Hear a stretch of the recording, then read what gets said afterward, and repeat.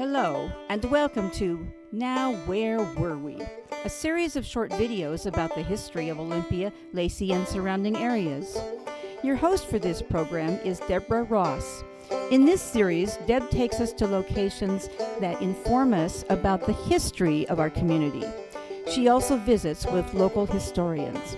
We welcome your feedback and suggestions.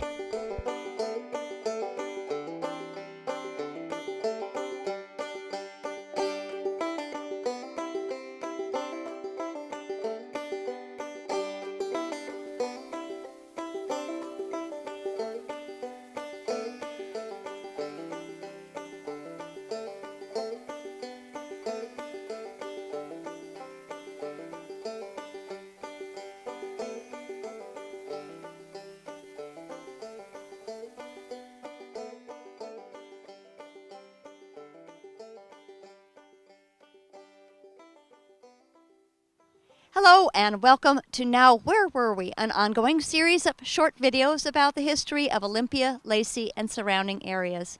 I'm Deborah Ross.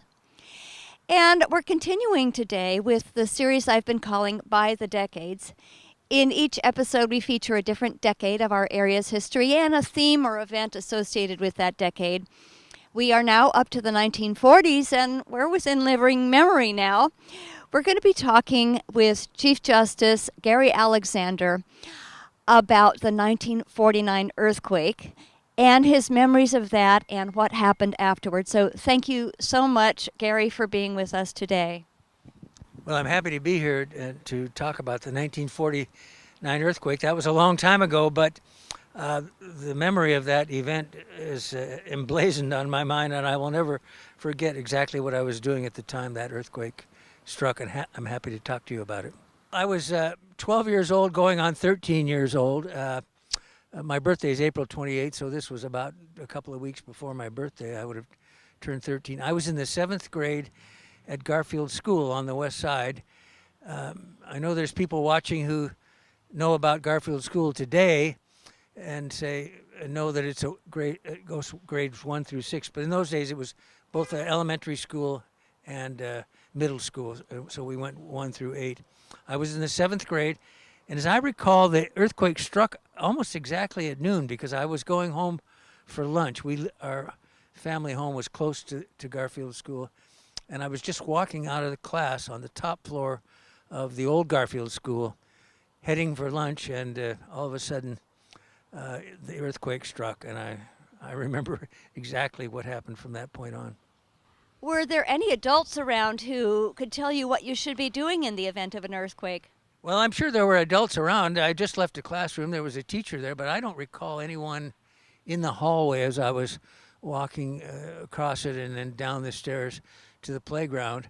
And to the best of my knowledge, we had never had any earthquake drills or anything like that. I should point out that during much of my time at Garfield School, our nation was involved in World War II, and we often had, during the war, from 1941 to 1945, we had air raid drills. History has shown that there was really no danger that the Japanese were going to bomb us, but we didn't know that at the time, and so we had drills where we'd have to sit down in the hallway and put our hands over our head and so on. But those were in my mind still, but I don't remember any earthquake preparations. Did you know that an earthquake was happening? You know, I'm not sure I did at first.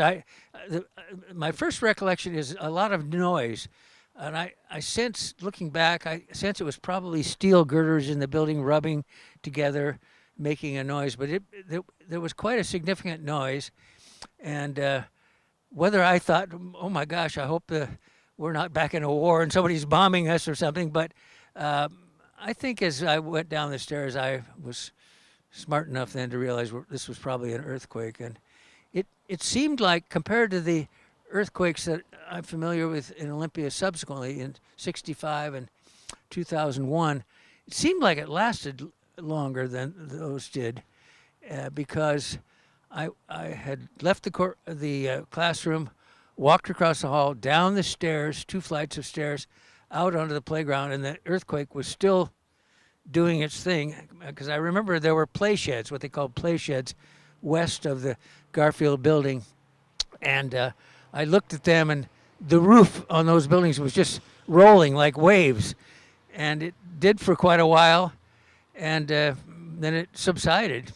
I probably did exactly what you're not supposed to do, and that was exit the building. That's where people get hurt, because there's falling debris and bricks and stones, and underneath that stucco in that old building there were bricks, and I could have been conked. But I think your sense is that you want to get out of the building, even though that might not be the best thing to do. So what did you do after you got out of the building? Well, I did go home. I did go home.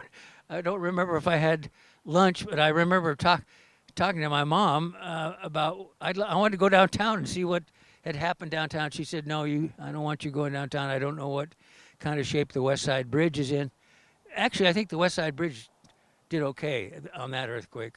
Another earthquake kind of did it in, but so I was forbidden from going downtown for a couple of days, because I wanted to see what.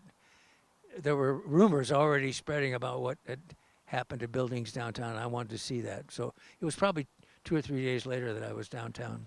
Well, and as we know from, or as I know from lots of pictures taken afterwards, of course, there was a lot of devastation downtown. So eventually you came down here, and what did you find? What strikes your memory about that? Well, of course, being a state government town, everybody was interested in what had happened. I think primarily up at the Capitol grounds, and the Capitol, the cupola on the legislative building was severely damaged, and it had to be repaired. I think that was probably the most statewide. That was the most notable damage. In the downtown area, a lot of buildings were really damaged. On the corner of 4th and Capitol Way, on the southwest side, was the Neeland Hotel, which was the second tallest building in Olympia at the time. The security building, I think, is 5 stories. The Neeland Hotel, which had been an office building from 1891 up until the time they converted it to a hotel. It was the second tallest building in town, 4 stories. At one time housed a lot of state offices. It was damaged so badly it had to be raised, and the Goldberg's Furniture Store went into that property. And where we're standing today in front of the old state capitol building, I've seen pictures of extensive damage there. Yes, there was a lot of damage to this building. It's in pretty good shape now, but there's a lot of architectural features which went away after the 1949 earthquake. Some of the early, I wouldn't call it restoration of the building, but some of the early repair work for the 49 earthquake it might have been functional, but it didn't, historically, I don't think it was very accurate. There were a lot more turrets on the building before up till 1949 than there are today, and some of those were taken down. There's those 2 and maybe a couple more on the building, and that it's my hope that someday maybe the legislature will appropriate enough money to restore this building to its former glory. Now, we talked about the legislative building and the damage that was done to it, and I know you weren't present at the time, but do you recall the story about the Cub Scouts who were trapped inside the building during the quake? Absolutely. That's West Side lore. Everybody my age from the West Side remembers the story. In fact, a couple days ago, I called Jim Flynn, who's a friend of mine, whose mother was the den mother of the Cub Scouts that were up there. And he kind of refreshed my memory about the event. But Nancy Flynn was the den mother, and she had her Cub Scout den taken up there. And I think 7 or 8 boys. And Jim said there were also some Boy Cub Scouts down from Auburn. They were at the same time, and they were taking turns going up. I've been up there to the cupola. It's a long hike, and that we're going up there. But the Olympia group was up there when the earthquake struck, and they all hung on to each other, fearful that they'd be, propelled off the building. When the earthquake subsided, they came down the stairs to the elevator, which takes you the rest of the way down. By the way, it's like 280 feet up to the top of that building. But they had to come down in the darkness. The lights were out. They got down to the elevator. The elevator didn't work. But eventually, state troopers came up and brought them down the rest of the way. But I'm sure each one of those boys, now old men, remember that vividly. But that was a big deal in Olympia. That was packed.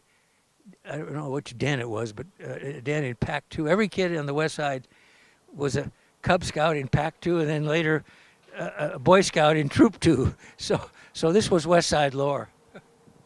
And probably some of them wish they had been there for the excitement. Right. Probably that's true, but just talking to Jim, who actually hadn't been up there at the top. His mother was up there he'd already been up and back down, but I knew quite a bit of it, but I wanted to refresh my memory talking to him.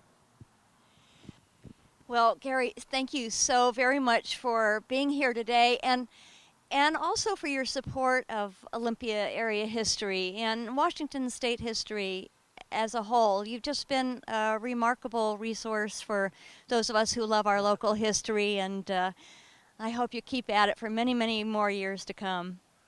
Well, I hope to, and thanks, Deb. It's been a pleasure being on your show, and thank you for all that you do. Just this morning I looked at your the picture that you had, one of the pictures you had in Olympia of a historical event, and I really enjoy looking at those, as do a lot of people. I hear a lot of good buzz about that feature you have in the Olympian. So it's a pleasure to be with you.